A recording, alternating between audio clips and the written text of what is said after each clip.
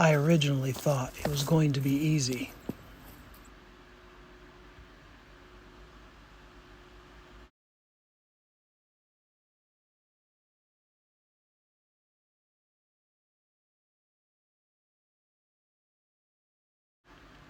Why did I think that I would be able to do what so many people before me were unable to do?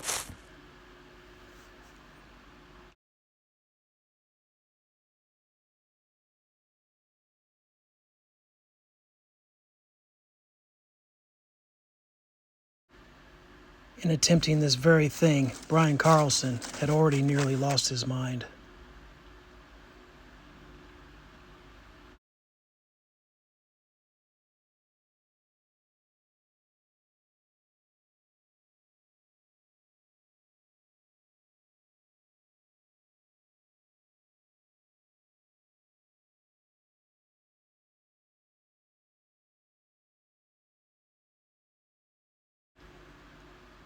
This mission was a failure before it even began.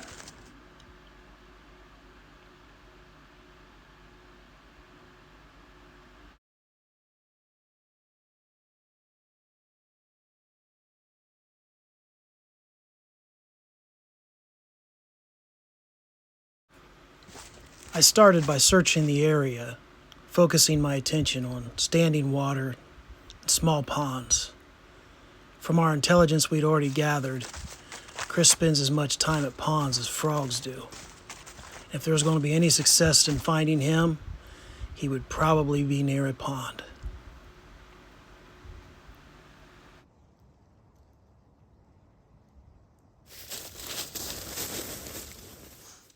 This section of this trail that I'm on right now isn't currently maintained. I took the Cope Hollow Trail from the horse camp back to a pond where there's I don't know what campsite it is, but it's an established campsite. And just a little bit beyond that, there's this, I'm sure it's an old road, but it's obviously just an old road that follows this ridge line. But it's going to be a shortcut back to the Grub Ridge Trail that goes along the road. And that'll take me right back to the horse camp where I will set my tent for the night.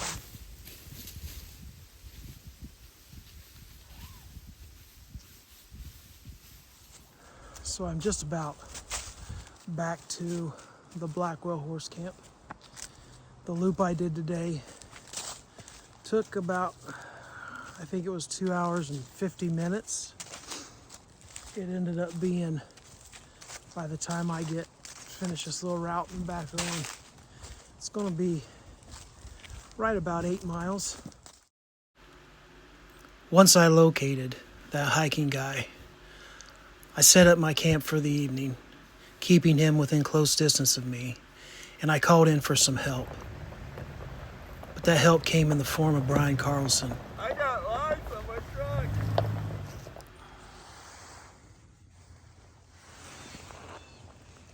Oh, it's morning. I'm not sure what the temperature is right now, but as you can see, me breathing on the side of my bag there's frost built up. There's frost underneath the ground sheet I put down. I think it's about 18 degrees, but I don't know. It's pretty cold.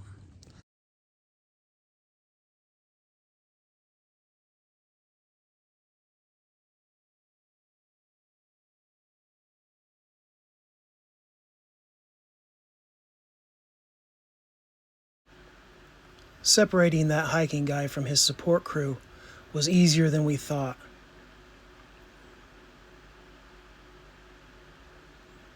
This one, for example, was bought off with a PlayStation 1 and a LeBron James jersey.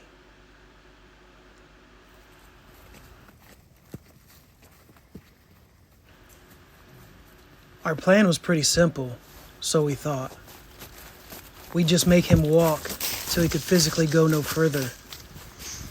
We'd subject him to hard labor and cold temperatures and try to keep him from eating the food that he'd brought along.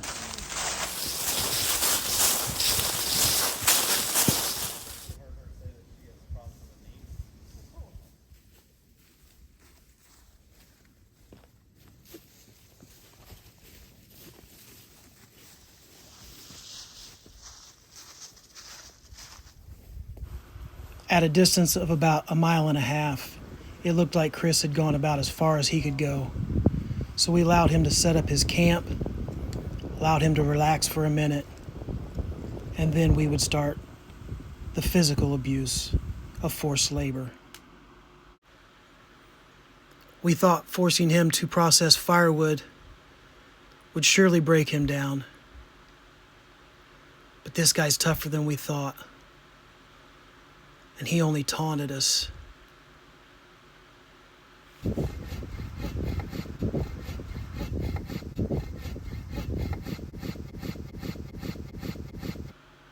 And then out of nowhere, we're not sure how he contacted them, but his foreign partners showed up. They brought him food. They lifted his spirits. There was no way we were going to get any intelligence from him now. The last time when we were at the Hoosier meetup, that something wasn't right about it, with the tube out gas, when I was trying to put it on. Maybe we dropped it.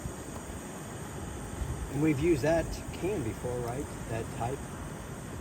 Yeah. It's about 36 degrees out, but I got a little tired of sitting around the campfire, so I've come to my tent in my sleeping bag for a little while, and I'm thinking of probably going to just maybe take a short little nap before supper. And it was at this moment that I realized I had failed. In the morning, Brian Carlson woke up with a terrible migraine.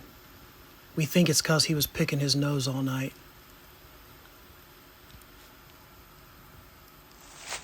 We got the fire put out and almost everything's picked up. So in a little bit we'll start our walk back to the vehicles.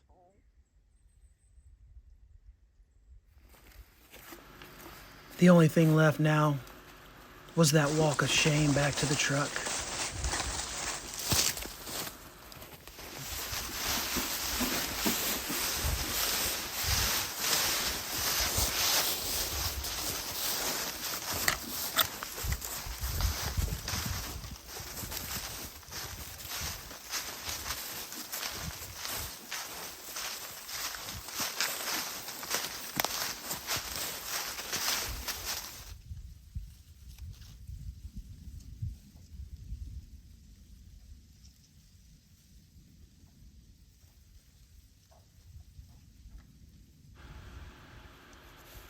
Brian disappeared after that, and his whereabouts are unknown. But as for me, I was going to have to return to what I was doing before and recover from having lost. Chris, on the other hand, well, I'm not even sure if he knew anything was going on that weekend.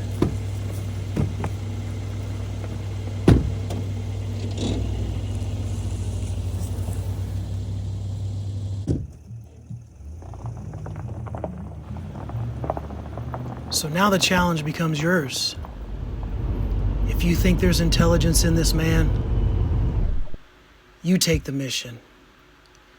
You try to get it out of him. As for me, I'm done.